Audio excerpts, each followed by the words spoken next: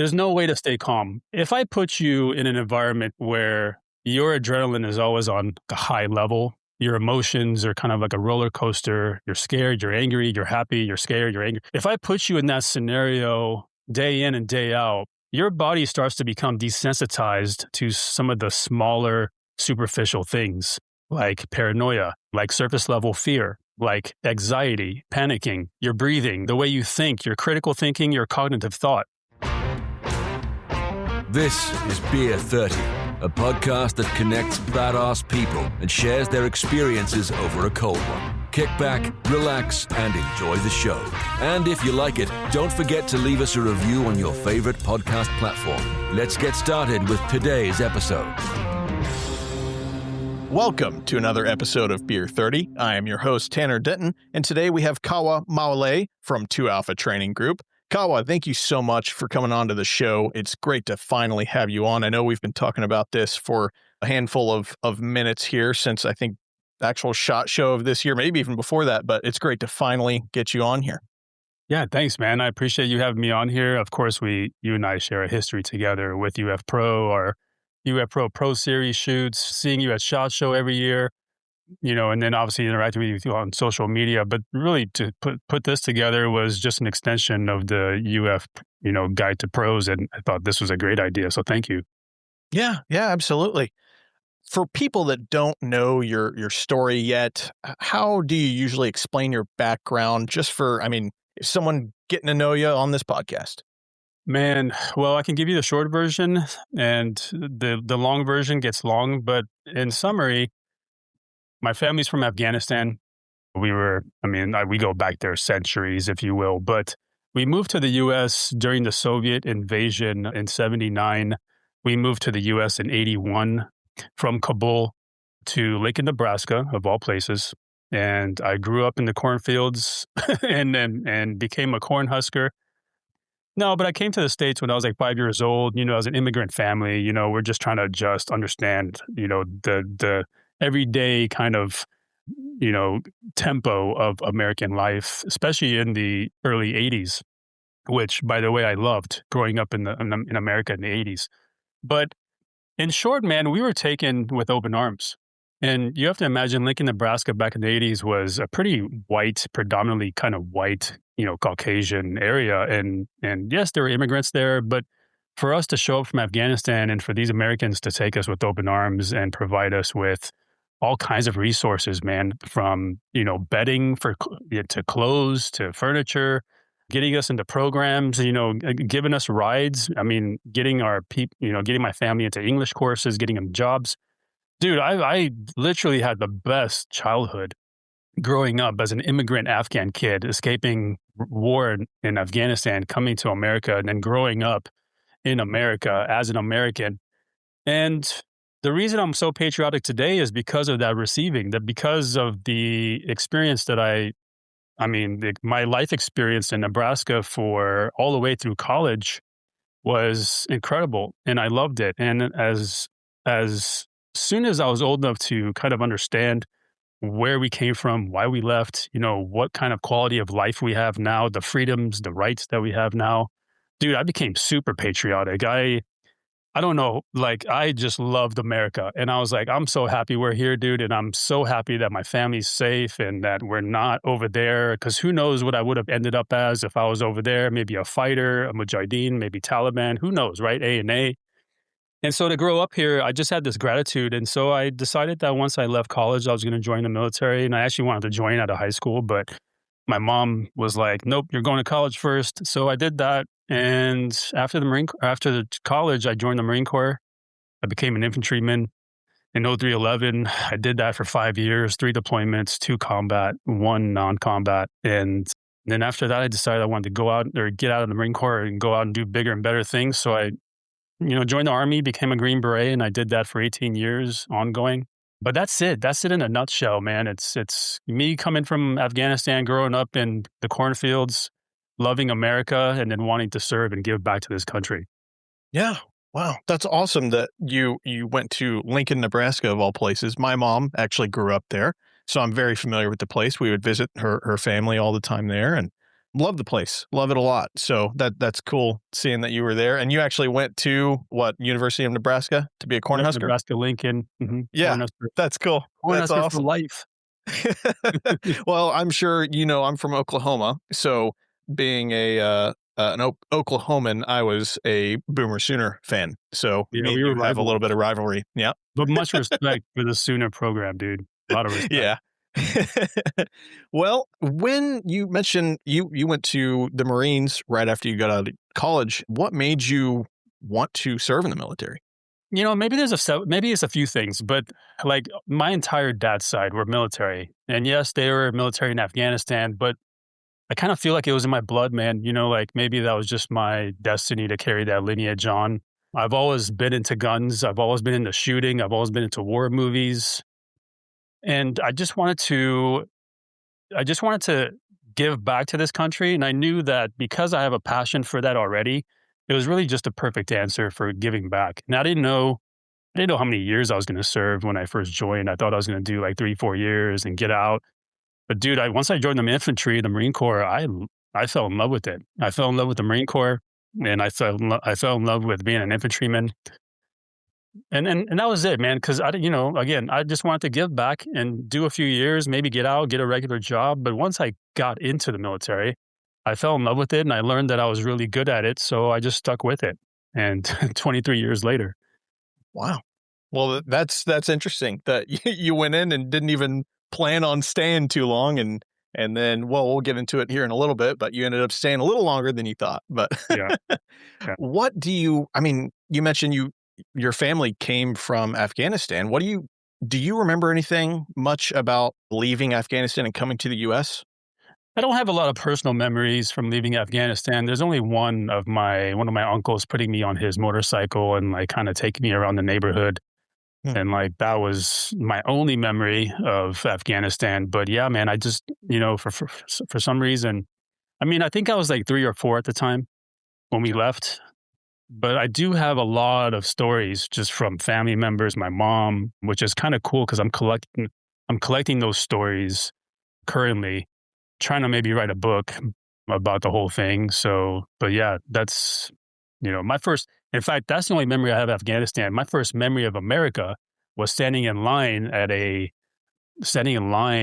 Goodwill waiting to get free sheets and pillowcases. Wow. Okay.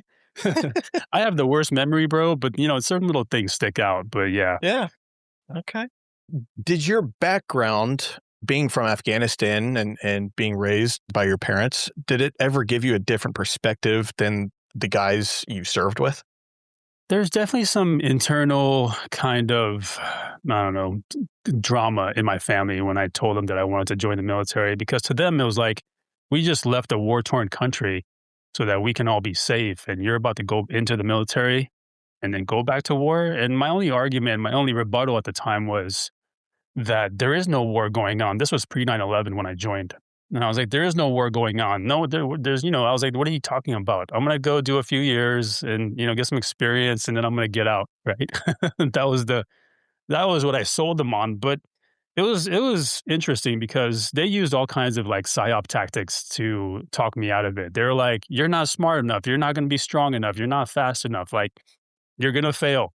They tried everything to like talk me out of it. Even this mean, like, negative stuff, right? But to me, I was determined. I knew that this is what I wanted to do, and kind of in my own stubborn will, I knew that once I'd made my mind up, no one could really change that. And yes, they tried everything, and I get it. I get it from their point of view. It's like, why would we escape war and then allow you to go join the military and possibly go to war? I get that logic, But again, pre 9/11, and not that I was counting on going to war, but I thought, okay, I'll be an infantryman because in case something does kick off, I want to be basically in the best job that the military has to offer. And then 9 months later, 9/11 happened. Wow. So, and that kind of changed everything. That freaked everybody out. My family was freaked out. Of course, I get it. Like, for obvious reasons, because now we're like, are we going to Afghanistan? Are we going to Iraq? We're talking about weapons of mass destruction. We're talking about bin Laden. And at that point, it was too late. I was like, look, whatever happens, happens. I'm already in. I'm doing this. I love it. I'm good at it. You guys just need to have faith and trust in me that I will be okay. and we don't even know if we're going anywhere. We're kind of getting ahead of ourselves. But that was the internal strife that I faced before I joined the military, and then up to 9/11. That was kind of the internal family strife. But man, after I came back from OIF 1, I gained a lot of support from my family, not because I came back alive, but I came back and I told them, I was like, this is what I want to do. You guys just need to accept it and support me at this point because I like it now. And that's at that point, that's what it was. It was all support. Okay. But yeah. What made you think, all right, I want to go from infantry Marines to being in the Special Forces? Yeah. So, typically for Marines, our kind of career progression is, go to recon, go to force recon. You could stay a grunt forever, or you could kind of get out honorably and do an easy transfer to the Navy and go to BUDS, try to become a Navy SEAL. Mhm. I considered all that, but by the time I was getting ready to leave the Marine Corps, which is like after Fallujah 2, Operation Phantom Fury, I came back as a squad leader and I was like, okay, well, this was like the hardest deployment I've ever had. Where do I go from here? And I took all that in consideration. I was too senior for recon. I was too senior for force recon. And I did a lot of research behind the SEALs and the Green Berets and what their mission scopes were, their mission sets, everything that they did and what they were good at. And then I looked at the Green Berets, and they both have rich histories, but I just enjoyed more of the UW kind of work, the unconventional warfare side of the Green Berets and Special Forces versus the track record that the Navy has. Like the Navy SEALs are really good at certain things, infill, exfil, like specialty missions. But for some reason, I was like kind of intrigued with like guerrilla warfare and unconventional warfare, and that's what drew me to Special Forces. Okay. Yeah. Wow. So is there a reason? Did you mention or give a thought about, I guess, being a Marine Raider? So that's a good question because I left that out. When I was getting ready to leave, MARSOC was just a rumor, Mm. and I was coming up on my B billet. That means I had to go somewhere. And if I couldn't go to MARSOC, if it wasn't stood up at that point, which it wasn't, then that means I have to go to like the School of Infantry and be a cadre or something.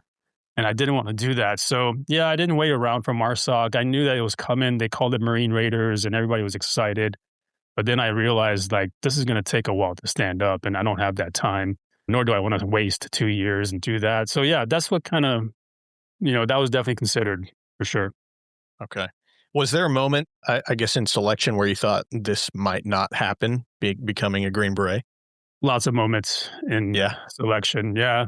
For those that don't know, selection is 24 days of like physical hell, really. The first 2 to 3 days are like the shock and awe to your mind and body.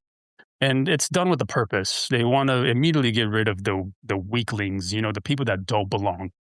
And really it's more of a not physically weak, but more mentally weak, that those people that quit in the first 48, 72 hours are more mentally kind of giving up on themselves. But after that, you start with 400 guys, you go for 24 days. In the first 48 to 72 hours, roughly half the class drops out. And so then it's like roughly 200 guys for the next 22 days. And, you're either making it or you're trickling out because you're either quitting or you are getting injured. And, something as simple as a blister could get you kicked out of selection, not because you're doing bad, because you're not making times. Everything was timed, everything was individual effort. They didn't tell you your times, they didn't tell you how well you performed, whether you're failing or succeeding. And then you do the land nav portion where you're out in the backwoods in North Carolina, for 8, 9, 10 hours through the night, by the way, doing land navigation, finding your points. You're walking anywhere from 5 kilometers to 12 kilometers in between your waypoints. You're breaking brush, you're swimming through ravines. And then you get the team week where you kind of get you get teamed up with 11 other guys, basically an ODA. And then you do 2 events per day that are just, man, it's just grueling, But now this is the first time where you're actually working as a team. So they're looking for different things here, not just your physical abilities, but how well you work together, who the hotheads are, who the great mans are. Yeah. They have this whole formula for who they want in special forces and assessment and selection, and they do a good job with that. And so 24 days later, we finished with about 120 guys. 92 of us, I believe, got selected. The other ones were basically told, like, I don't know, work on your PT, come back 6 months. Work on your land nav, come back 6 months, the 24-day non-selects are usually told, like, this is what you need to work on and you can come back. But if you quit selection, you can never come back. You can never submit another packet. So 90 of us got 90 of us got put together with another class. So roughly we were back at 200. And then we had about a year and a half to 2 years of testing and the qualification course where you basically pick your job and you go through all these kind of gates of testing and stuff.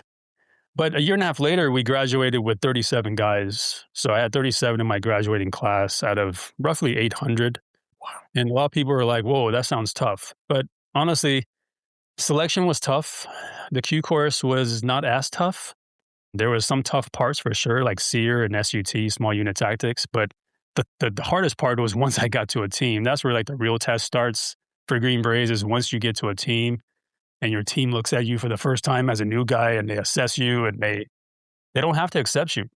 They could, the team sergeant can be like, hey man, you're great, but you're just not a right fit for this team. So we're going to put you on the B team and have the sergeant major figure out what they want to do with you, right? So it's one of those things. It's just a never ending kind of test and evaluation of what you bring and how much you put out. So wow. I think we got to wait for your question. Sorry, Tanner. No, you're okay. I mean, what was it like stepping back into Afghanistan wearing a U.S. uniform? Dude, very surreal. Very surreal. Like, not so much with the U.S. uniform. I was used to that. But then stepping off that C-17 when the ramp comes down and the daylight comes in and then the odors come in of gas and sweat and desert and maybe war in general. And then I step off the C-17 and I just kind of take it all in. I smell, I look, I'm just like almost soaking the sun in for a second. And I'm like, holy crap, I'm back here. I'm back here after, 30 years. And yeah, it was very surreal. It was like, coming full circle. And, this is the place where I started and now I'm back here, but I'm not here necessarily as one of them. I'm here as an American. Yeah. Not to say I'm not Afghan, of course, because the rapport that I got to build with our ANA, our ANP, the police, the army, some other, entities that we worked with was great. Once they learned I was Afghan, and that was after I vetted them, I kind of didn't tell anybody at first. I'd keep it secret. I'd listen into conversations. I'd vet people. But once I was done with my vetting process and I kind of dropped the bomb on them, the jaws hit the ground, but then instantly there's rapport. They're like, oh, Kawa's Afghan. He's Muslim. We can trust him. We can go to him. We'll show up for him. And all of a sudden they're like showing up on time and they're doing what they're supposed to, and it's like, I was like, man, I shouldn't have to be an Afghan to get you guys to work this hard, but I'm glad that I can at least bring this advantage to my team. So it was one of those kind of weird dynamics. So it was good, but also it was kind of weird. Mostly positive though, for sure. Afghanistan. Yeah.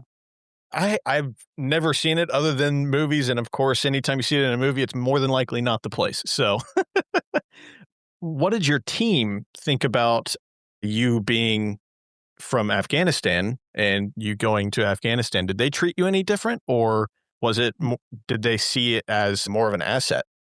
Not one bit, man. Not one bit did I catch any kind of negative flack from my team or really any Green Beret during my time in Special Forces. There was one incident, but that happened years later. My team, when I first showed up, they didn't look at me as an Afghan. They said, "Oh, this is a Marine. He's a Marine infantryman. He has deployments and combat experience and leadership under his belt."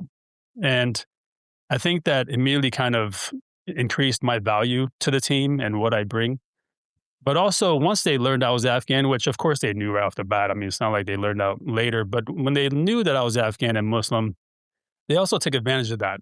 Let's just say I went to like some really cool schools down the human intelligence route and the signal intelligence route. And I got to work with a lot of cool people because of my background, because of my language, my cultural, my religious background. I got to go to some really cool schools and I got to I got to participate in some really cool taskings that, well, I guess I kind of really just succeeded at because I kind of fit and I blended in and, I could speak it, I could talk it, I could look it. And so it made sense for them to push me down a human route. But my exchange was, once I became senior enough, my kind of exchange was for every nerd kind of secret squirrel school that you want to send me to. I also want to go to some kind of high speed shooting course or school because, again, I'm an 18 Bravo, but I also love guns. So I'll do that nerd stuff, but you got to let me do the cool stuff too. And that was kind of the exchange. Yeah, that's awesome. Very smart on your side. Yeah. What's one lesson from combat that applies directly to everyday life, do you think? One combat lesson that applies to everyday life. Man, I'd say it's discipline. Hmm. There's a lot there's a lot of gray area in combat. There's a lot of flexibility in combat and things that we can kind of, lean left or right off of the plan for. But the one thing that we cannot deviate away from is the discipline in whatever the sets of skills and the application that we have brought or that we have learned. It's the discipline that keeps us together. And it's maybe it's mindset, maybe on a deeper level, it's a mindset that we've established where then discipline becomes priority. Otherwise, I can establish a different mentality where something else takes priority. But for us, we know that as long as we have discipline, then we won't deviate from what's important and we won't kind of fog our own thinking with things that are outside of our control. And so in combat, you only control so much. And if you can just control yourself, your own urges, your own fears, your own emotions and adrenaline and all that, that becomes easier over time where then your mind opens up to the bigger strategy, right? The bigger map looking like a bigger picture of this. And so I guess where we apply that in our everyday life is the discipline of whatever is fruitful in our life, whether it's work, family, a hobby. You only succeed at that. And again, it could be family, relationships, a hobby, or a job, but you only succeed at that because in your mind, you have prioritized your discipline over anything else. So maybe that's a takeaway, not obviously the only one. Yeah. How do you stay calm when things get chaotic, whether that's in You combat don't. or over here? There's no way to stay calm. Staying calm this is how it is. We all know the word desensitized, right? Like if I put you in an environment, Tanner, where your adrenaline is always on a kind of like a high level, your emotions are kind of like a roller coaster. You're scared, you're angry, you're happy, you're scared, you're angry. If I put you in that scenario day in and day out, where you think like, oh my God, I need to I need to make it back to the base alive. And I need to do what I need to do to make that happen. If you put yourself in that position, in that scenario, in that arena every day, your body starts to become desensitized to some of the smaller, superficial things like paranoia, like surface level fear, like anxiety, panicking, your breathing, the way you think, your critical thinking, your cognitive thought. All of that starts to become a little desensitized, meaning that you get so used to these little nodes in your brain firing off for that it starts to kind of go away. Does it ever go away? I don't know. There wasn't one firefight where I was like, well, I just wasn't scared. Of course I was. But I can easily say that with every firefight that I got into, with more experience, with more kind of desensitization to these emotions and feelings, I got more comfortable with it to the point where when I would get into a firefight, I was very calm and relaxed. And yes, I was scared. But at the same time, I controlled those fears. I suppressed them. I suppressed what I needed to. I expressed what I needed to. And then the rest was just, doing the work that you need to. So it's really that. It's not like how do you stay calm? It's you have to be in that scenario or in that environment constantly to then learn how to control all those things that are happening. And that comes with time and experience. What do you think one skill should be that everyone has, but most people ignore? Yes. Well, I talk about this all the time. One skill, and I don't know if it's a skill, I guess it would be more of a soft skill, right? But like one skill that everybody should always practice that is heavily under practiced is situational awareness. And it's because we live in America and we live in a very safe place. And so we also in that live in a false kind of security bubble thinking like, well, it's America. It's like daytime. It's my neighborhood. It's my job. No one's going to do anything. No one's going to come in here. There's no way someone's gonna like hold a gun at me and tell me to give them my wallet. And so again, when it goes back to when we talk about desensitization, having trouble with saying this word, but when we talk about being desensitized, it's also a bad thing because we live in a country where we've become so desensitized to the threats that we think, oh, it'll never happen to me.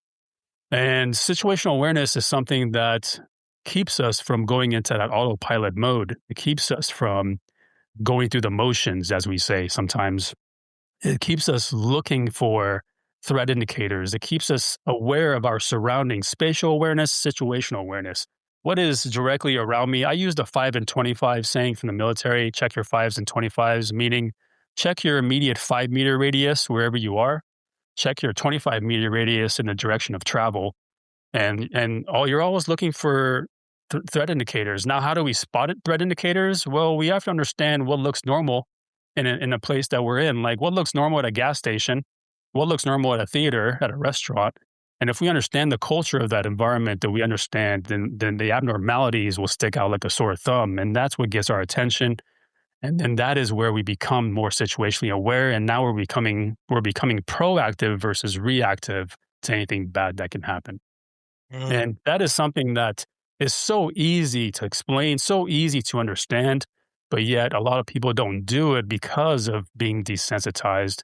And, as men, we need to teach this to our kids, our wives, our girlfriends, everybody, because we can't be there to save them all. And they need to be aware, especially our kids. Our kids, they're so oblivious. When I teach this to my students, I say, I want you to do an experiment. Next time you walk into a Starbucks, I want you to see how many people stop what they're doing and look up at you, and you're going to be shocked by the lack of people that look up at you. And that's because you could walk in with a Jason mask and a machete. No one will know. And then now they're becoming reactive versus proactive, right? By the time they see me, I'm already on top of them with the machete or whatever. And so it's an experiment. It's a fun experiment. A lot of people come back and they're like, dude, you're right. And I'm like, yeah, because that's the world we live in. A very desensitized world.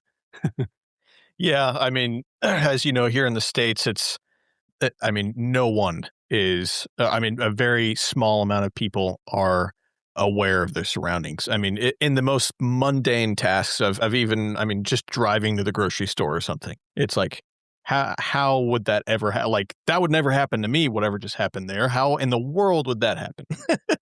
You see it all over. We have social media now, and you're like, how did that get as far as it did without a person being able to proactively act?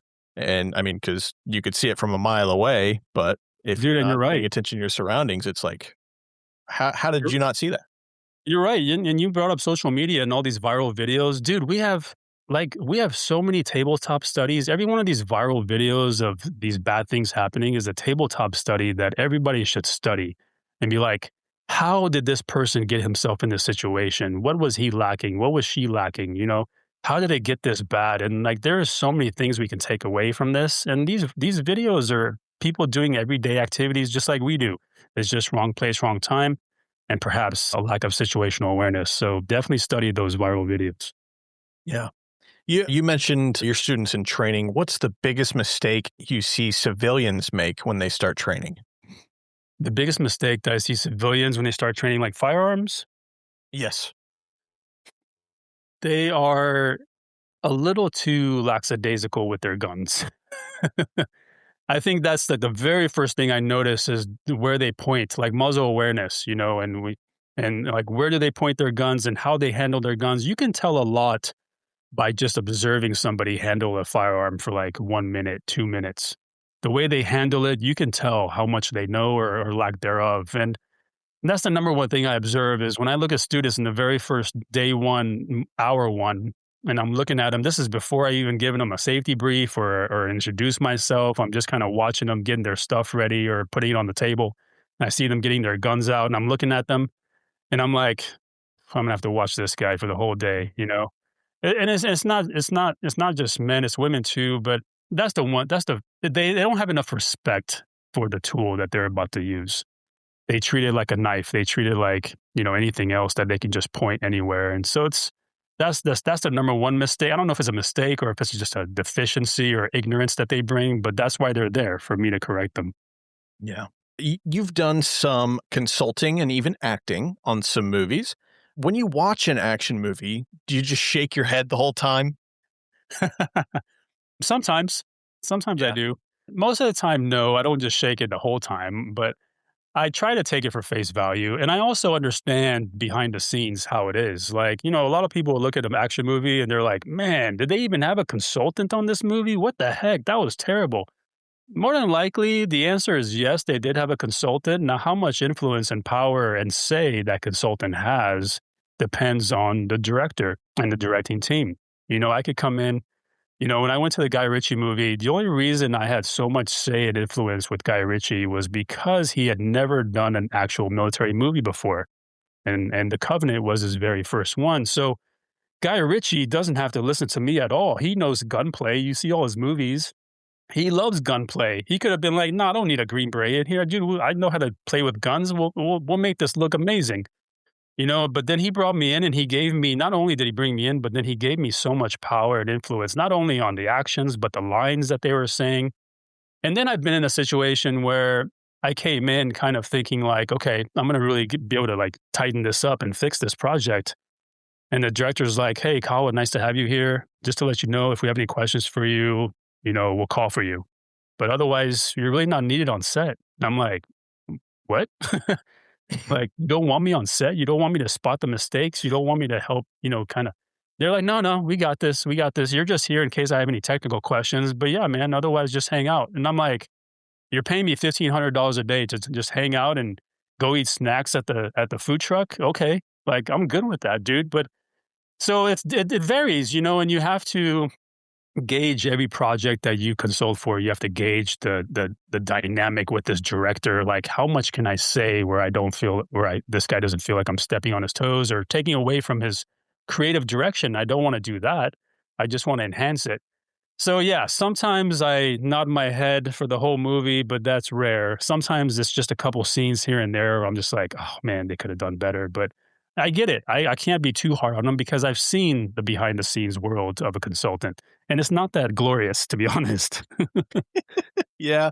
Every now and then you'll see a new project come out and maybe they have 5 different optics on one rifle or no optics at all. And it's like I mean, being in the video world as well, I understand and I've seen why sometimes that happens in terms of not having an optic at all on a rifle or something. It could be because the director is like, "Oh no, we want to be able to see their face." So we took the optic off. It's like, it's literally as simple as that. It's not 100%. because it makes sense to them. It's, we want to see the actor who we're paying $30 million's face. And that's why in most combat movies or military movies, none of the people will wear eye pro because they don't want it. They don't want reflections of the camera. They want to see the actor's face and eyes, and that's why eye pro is weird in the military movie with SF guys or SEALs. You're just like, Yeah. "Whoa." Yeah.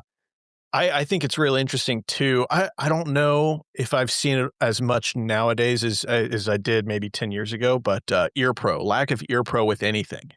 I always Oh, thought yeah, that in was general? funny. Oh, yeah. Yeah. Yeah. You see, yeah, like the movies, like in an urban setting where they're just shooting each other, just like, "No, no Yeah. ear pro, no, you don't need that." It's like, yeah, that part's funny, but I get it, I get it. Like, ear pro looks weird on a guy, and even in the military, having big old headsets on a dude, that doesn't look as good as like having just some earplugs, and Right.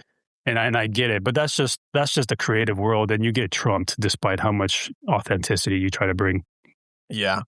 What's something actors consistently get wrong about how operators move or think or talk? Think or talk or move. Well, the moving's easy because it's like an overemphasized kind of like slouch in the way they move with a gun, especially a rifle in their shoulder. They think they have to like get really like tight, I'm like, no, it's not that, guys. There's a happy medium there. There's a happy space. So it's maybe there's like in the movements, they just try a little hard. And so when they try too hard, it doesn't look natural. And that's the biggest thing I have to deal with for movement is them thinking they know, but they don't.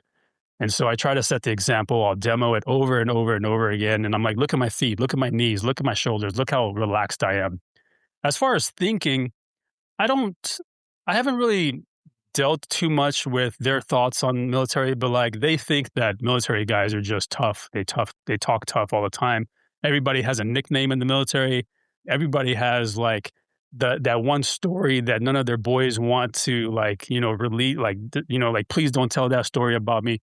They think it's a culture of like, band of brothers, but at the same time, it's like locker room talk and a lot of vulgarity and these are guys that don't have emotion because they can't. How can you have emotion and still go to war and kill people? So sometimes they come in with that, but that also varies depending on the actors and their own experiences. But really, I think the movement is the hardest fight that I always have to kind of correct them on sets is how they look. And that's obviously important to us, right, Tanner? Because we know what right looks like. And when we see right on a movie screen, everybody's like, oh man, that was sick. These guys look amazing. Yep, absolutely. I have one question here about a man that you worked with, Jake Gyllenhaal. Was The Covenant your favorite movie from him or Bubble Boy? Oh man. That's funny because I've seen Bubble Boy and I watched it when it first came out and I loved that movie. If you guys haven't seen Bubble Boy, you need to go check it out, okay? Very wholesome movie. But you bring up Bubble Boy, but I want to say that my favorite Jake Gyllenhaal movie is probably Donnie Darko. And I haven't seen that. When did it come out? oh, dude, this was like early young. His early career. This might have been either right before or right after Bubble Boy. I think it was right after.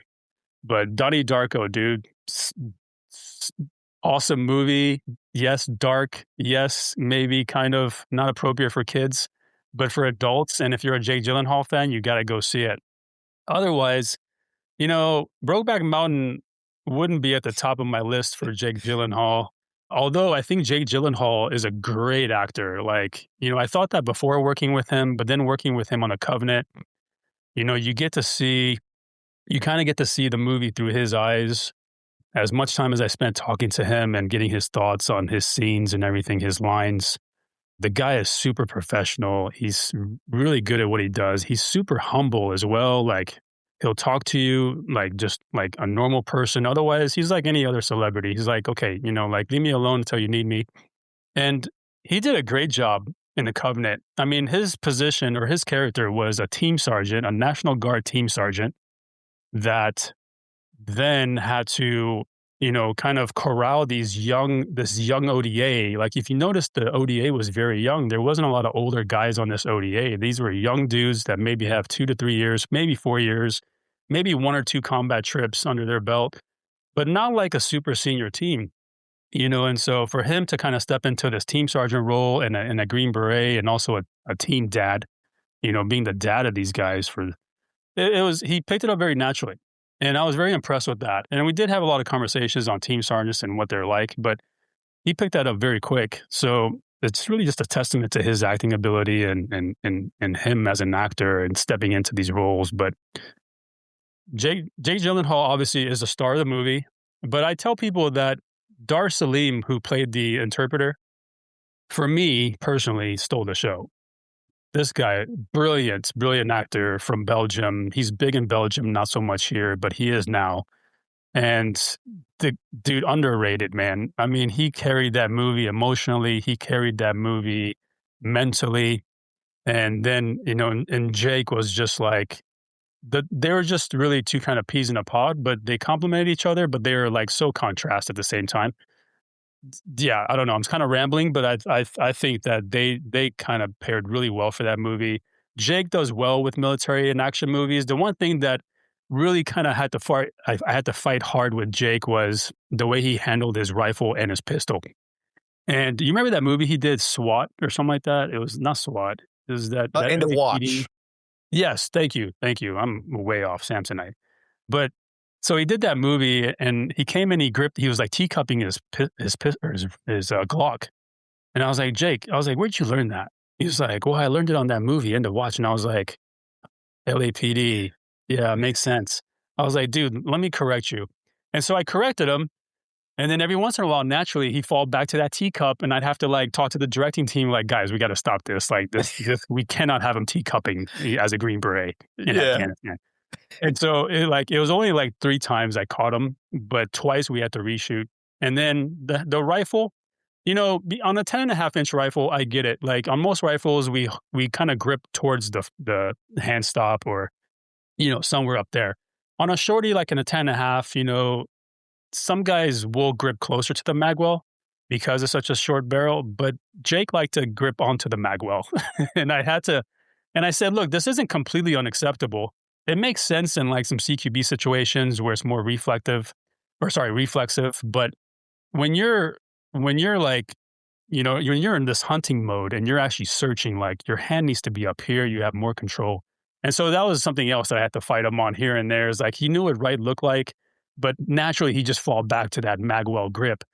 And so but that was it. That was it, man. That was my only 2 things with Jake was just the teacupping and the magwell grip. And otherwise the guy was amazing.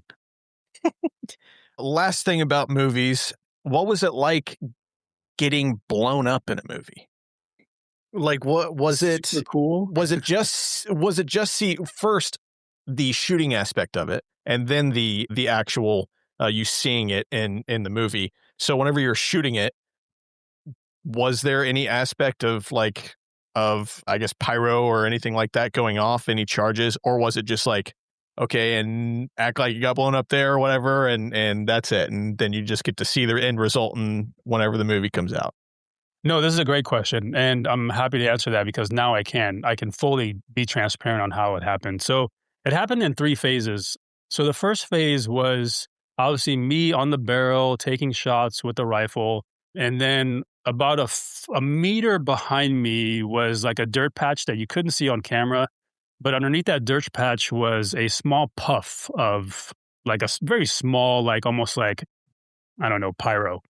But it basically what it was me, the camera was focusing on me and it was getting its alignment because they had a drone on me and they had 2 other cameras on me. So all 3 cameras had to get lined up with this puff and understand where this puff is going to be so that after, so like in post-production, they can add all the other stuff. So the first phase was a small puff. The second phase was a fireball with me there. The third phase was a huge explosion with me not there. And then after the after effects. And so those 4 layers basically gave you what you saw in the movie. For 3 of them I was there, for 2 of them I was there. And then for the big one, I wasn't. And so that's what it was. But even the smaller one that was behind me, or the bigger one that was behind me, that one everybody was scared because the bang was loud enough where when I fell and I played dead, and there was like a little bit of ringing in my ears, but I didn't know I couldn't hear him yell cut, so I just laid there. They're yelling cut. They're like, cut, Kawa, you're good, and I'm just laying there dead. And all of a sudden, I get a whole bunch of all these people like running up to me like, Kawa, you okay? You okay? And I'm like, yeah, I'm okay. What's up? And they're like, well, we yelled cut like 5 seconds ago. I was like, I didn't hear it, guys. My ears are ringing a little bit. So that was funny. But yeah, that's how they did it, man. And I think that's kind of the concept that they use is a couple, like a graduation of booms and then the big one in post. Yeah. But let me just add to that I got to choose that death, by the way. Oh, nice. And so that kind of takes me into a side story really quick. Is like, well, how did you even get into the movie? Well, consultant, yes, but the mine scene, which everybody's seen the movie by now, the mine scene was huge. Like that was big choreography. And he wanted to split the teams up, one high, one low. And I was like, okay, that's fine. We do that all the time. But we need somebody in the middle to kind of relay because we're in this canyon. And on top of that, we need overwatch on the roads because we don't have air assets. So I recommend let's put a sniper up on this ledge about the halfway point. He can overwatch the roads and he can relay comms between the 2 teams. And he was like, that's brilliant. Let's do it. He was like, but all the stunt guys are busy, so you're going to have to play it. And I was like, oh, man. No, don't put me in your movie. I'm going to ruin it. And he was like, no, you'll be fine. So now here I am playing this role. And he was like, well, how should you die? If you're up here on this ledge, I was thinking an RPG. And I was like, yeah, RPG would be cool, but it's kind of hard for an RPG to get me when I'm high and RPGs coming from low ground. more than likely it's going to go over my head or hit the wall beneath me.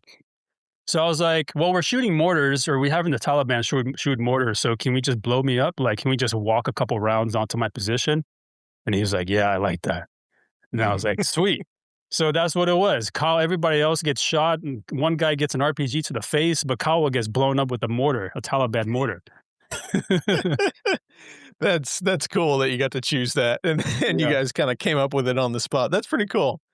Mhm. Back on the personal side now, what keeps you grounded now in the civilian world? Man, what keeps me grounded now in the civilian world? I mean, obviously, I stay very busy with my job. Besides teaching and consulting, we also do like state and federal contracts. And so we stay very busy. But what keeps me grounded is probably the the amount of time that I give to my family versus being away. And that's something that I didn't have the luxury of when I was in the military. I was gone from anywhere from weeks at a time to months at a time. I was gone 9 months on one deployment, 3 months on another deployment. And you don't get to choose how much time you have at home. So then when you come home, you're like, well, yeah, when I get home, I'll spend time with the family. But no, that's not necessarily it, because as soon as you get home, it's, well, Kyle, what school do you want to go to? And then after that, we have team training. And after that, we got to build up for another deployment. So now outside of the military, or outside of active duty, I should say, I make family time my priority. So I only leave when I have to. And if I don't leave, I'm constantly with my kids. I'm constantly with my mom, the rest of my family. And I do have a lot of family here in Houston. So that makes it easy to also spend time with family. And that's it, man. I've been in the military for a long time, and that was my priority and my passion. But now the hard shift is that my family, my kids, my extended family, and everyone here in Houston is kind of my passion and my priority, and my work is second place. And that's just what it is. I used to miss birthdays and anniversaries and stuff in the military, but you couldn't pay me enough to miss a birthday now as a civilian. So, Okay. What's something you believe strongly that most people would disagree with? oh man, we're about to delve into some stuff. Let's see. I'm trying to figure out which Maybe angle. maybe pick the least controversial. Maybe I don't know. Well, I don't know if I can, man, because we live in crazy times. You see, I mean, just today, or I should say, just last night, we attacked Iran, and now this is happening. And we all kind of saw this coming. And your question is obviously for on a personal level, but I have to address what's happening on a nationwide and global level in order to kind of address a personal level, because it really does impact us every day in our lives. We just don't see it every day. Like, we don't wake up one morning and we see $20 for a carton of eggs. Because if we saw that, everybody would be up in arms. We'd be like, what, $20? We went from $6 or $8. But if we're talking about like your eggs were $6 last year and they're $7 this year, and then next year they're projected to be $8, more than likely we're not gonna notice that, nor are we gonna really care about that. And so I think that where I kind of try to educate people is that if you care about this country, you need to be more educated on geopolitics, foreign policy, not just domestic policy. And I think that's the biggest thing for me is what I do, how I talk to people, how I educate people. Is we're so divided because pick it, we're divided on this topic: education, abortion, cops, black people, Muslims, Jews. Like, we're so divided, and there's so many things that do divide us, that we're losing sight of what's important in our lives and who are the actual people that are responsible. And so I think it's important that people understand what's happening on a global level, or even just not just stop at domestic policy or what's happening in your town, but to understand why we are living the lives we do, with not just the cost of living, but also, I don't know, mass surveillance, you know, censorship, the invasion of your privacy, the degradation of your rights and your civil liberties. All these things are getting chipped away at, and we're not noticing these things because we're so focused on race or religion or skin color or or pick a topic, right? But and so that's kind of where I spend my days now is when I'm having these deep intellectual conversations. It's really to like wake up folks to forget this. Like this is the actual root of our problems, and this is where we need to focus. And this is where we need to advocate and put all of our power. If we want to see some change in this country, we need to unite. We need to set aside some differences, be a little more nuanced, not be so tribal. And then once we come together, man, we can make leaps and bounds. I mean, one example just recently is when the VA tried to sit there and imply a rule or instill a rule where veterans would lose their disability percentages if the medicines that they are on are actually working, which makes no sense to any of us. They actually tried to pass that. And they are also trying to pass where veterans would start losing percentages and money. And then on top of the money that they were losing, the money that they would remain and they're still getting would be taxed, right? And these are things that would be detrimental to so many veterans out there that rely on the medicines, that rely on that percentage to get the money to pay their rent, pay their car, live their lives. And man, the veterans came together literally overnight, and it made such an impact that the VA in less than 48 hours said, okay, we're not doing this. And it wasn't because they had a change of heart. It's because the word got out so fast that veterans are going to lose this, that they all came together and we said, no. We reached out to the politicians, whoever it is. We said, absolutely not. You need to, put pressure on or whatever it was.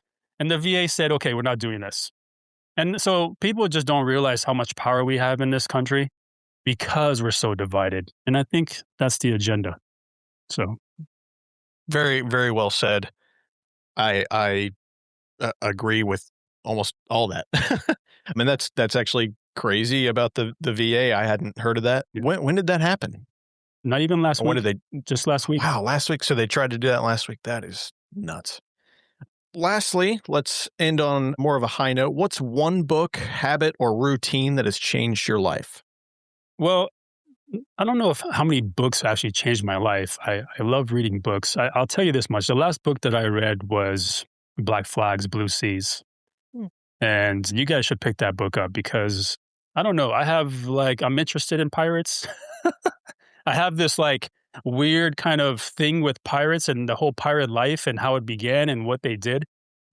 So I picked that book up and I wanted to read about American pirates because one thing we don't talk about a lot is who were the American pirates. There was, in fact, a lot of American pirates. In fact, Blackbeard was American. Most people think he was like this guy from some other country.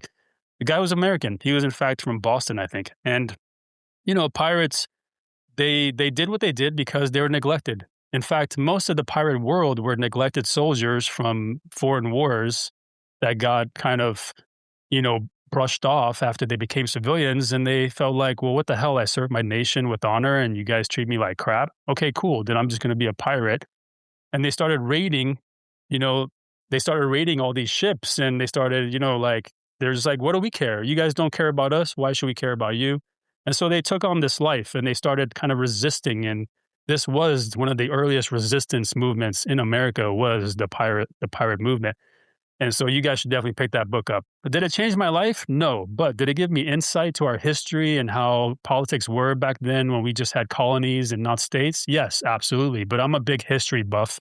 Anything history-wise or just conflict-wise, I love. And then really habits, dude, 2 years ago, I think I told you that 2 years ago, I stopped drinking alcohol because, as Muslims, we're not supposed to drink alcohol. But, there's not one Muslim that can raise their hand and say, I'm a perfect Muslim. I do it all. No, dude, I get it. But it's not because I'm a Muslim. It's because I just didn't drink a lot to begin with. And I said, why do I even do this? Why do I even keep alcohol in my house if it's just sitting there collecting dust? And I don't keep beer in my house. I've never done that. But liquor, I love the good bourbon. I love the good scotch or whiskey, but I just decided if this alcohol doesn't serve a purpose in my life, then why do I continue to entertain it? And so that kind of woke me up to a bigger picture of just a more healthy lifestyle in general. And I started applying that logic to a lot of things in my life, like fast food.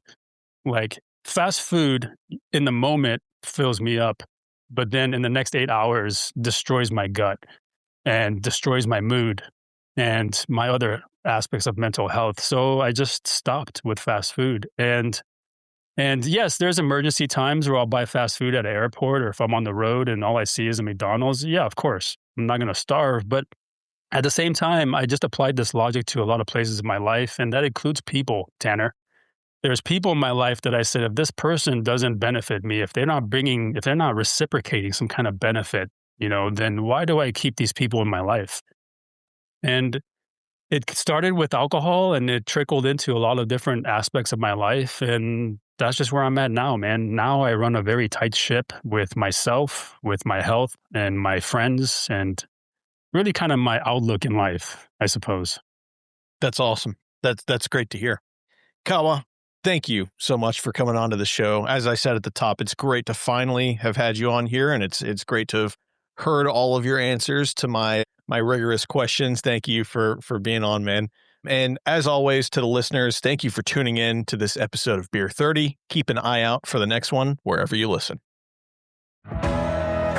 So there you have it. This concludes another episode of UF Pro's Beer 30 podcast.